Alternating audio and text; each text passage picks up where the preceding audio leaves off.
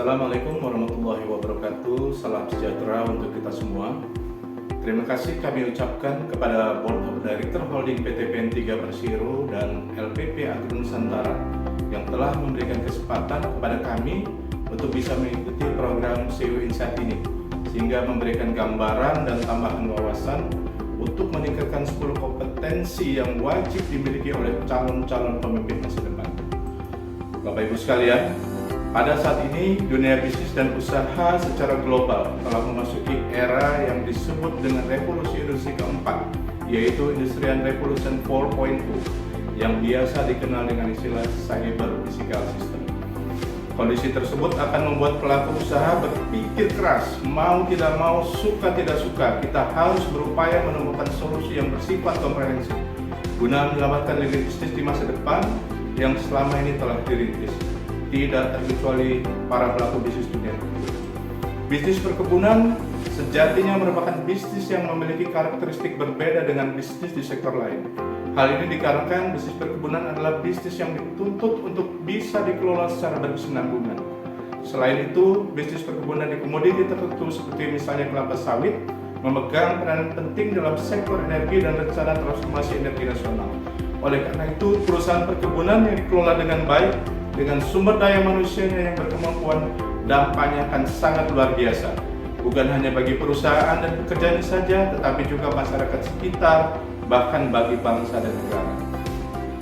Sejalan dengan sejarah perkembangan usaha tersebut, maka di usaha perkebunan saat ini terdapat 3 kelompok dunia usaha perkebunan yang salah satunya dikelola oleh perusahaan BUMN di bawah naungan Holding Perkebunan Nusantara.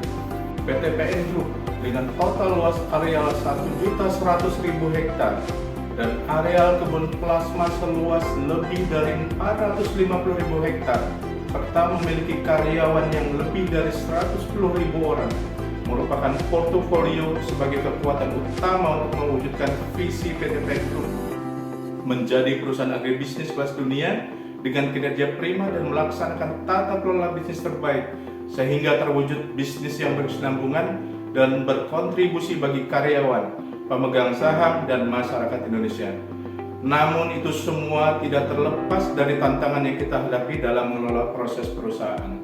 Tantangan yang kita hadapi saat ini diantaranya adalah fluktuasi harga pasar komoditi perkebunan yang sangat sulit diprediksi, baik itu kelapa sawit, karet, teh, kopi, gula, tembakau, dan kakao.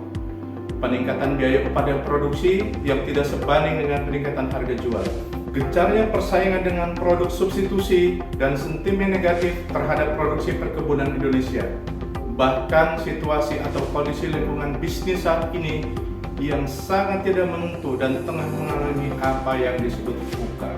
Bapak dan Ibu sekalian, untuk mewujudkan visi dan menghadapi tantangan tersebut diperlukan dukungan sumber daya bagi perusahaan, baik aset, modal maupun penyiapan sumber daya manusia yang tangguh, andal, dan memiliki talenta-talenta yang mumpuni di bidang sendiri, sehingga proses bisnis di dalam perusahaan dapat berjalan lancar dan sebagaimana mestinya. Lantas timbul pertanyaan yang pertama, bagaimana langkah dan upaya seorang pemimpin untuk menghadapi situasi tersebut? Atau adakah obat yang tepat untuk mengatasi tersebut?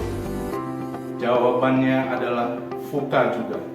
VUCA di sini adalah kepanjangan dari Vision, Understanding, Courage, dan Adaptability. Vision maksudnya adalah dalam keadaan yang bergejolak, seorang pemimpin yang baik harus punya visi.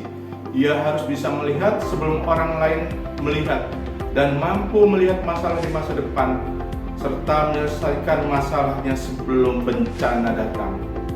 Selanjutnya, understanding.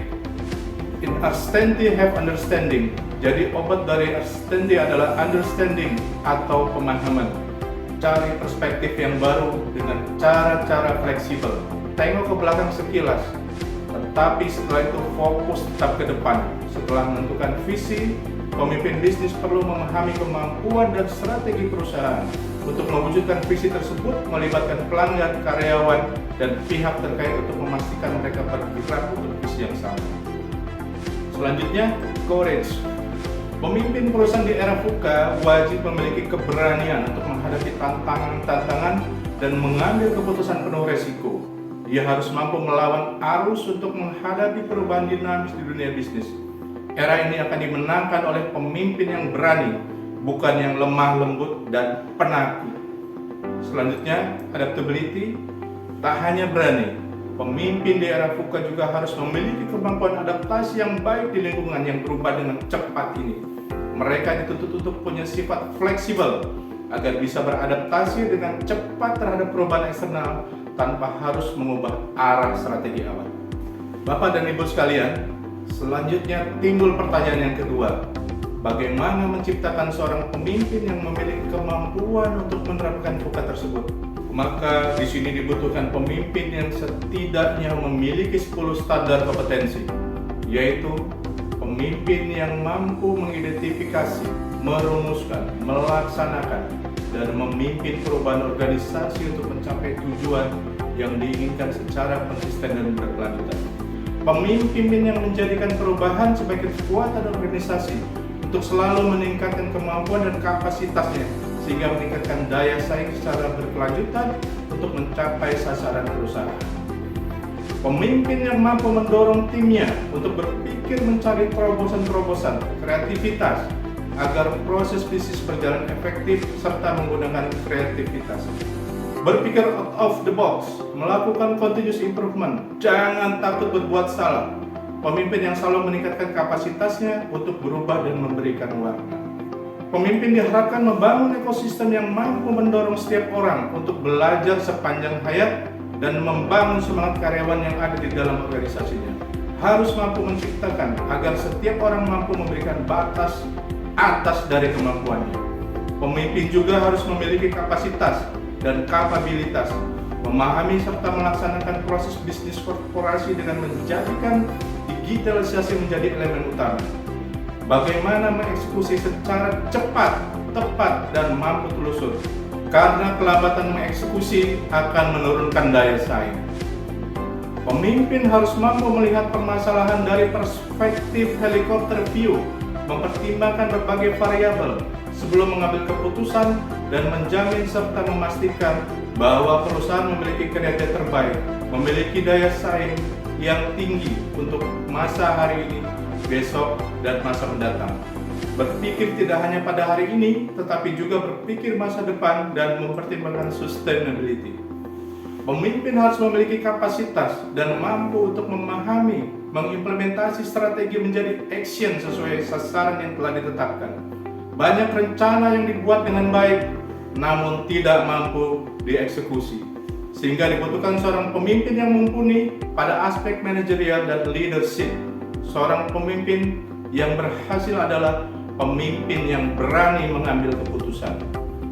Seorang pemimpin juga perlu memahami berbagai aspek bisnis global, ekonomi, sosial, budaya, teknologi, politik internasional, agar kita mampu mengambil keputusan secara komprehensif, mampu menyeimbangkan usaha, meningkatkan daya saing, dan nilai tambah perusahaan. Pemimpin dan semua lini manajemen di jajarannya adalah klien. Prinsip ini mendorong kita untuk mampu mengidentifikasi kebutuhan pelanggan dan memberikan pelayanan secara paripurna untuk memastikan agar harapan serta tuntutan pelanggan bisa terpenuhi.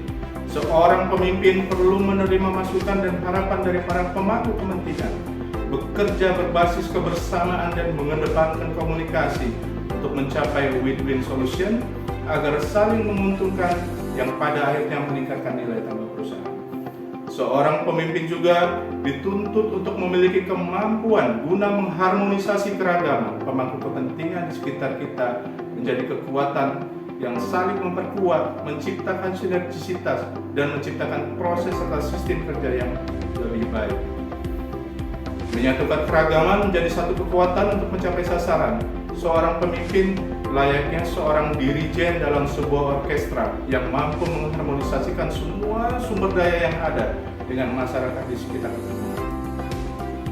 Bapak Ibu sekalian, setelah mengetahui ke-10 kompetensi yang wajib dimiliki pemimpin di era VUCA saat ini, maka disimpulkan bahwa karakter utama yang wajib dimiliki oleh seorang pemimpin di lingkungan PTPN Group dan diharapkan untuk senantiasa melekat dalam dirinya yaitu berani, peduli, konsisten. Selain itu, peran pemimpin di sini sangat dibutuhkan agar orientasi strategis yang telah disusun oleh PTPN Group dapat tercapai dan terwujud dengan baik. Mari kita bersama mewujudkan PTPN Jaya, PTPN Berkah, PTPN Juara. Assalamualaikum warahmatullahi wabarakatuh.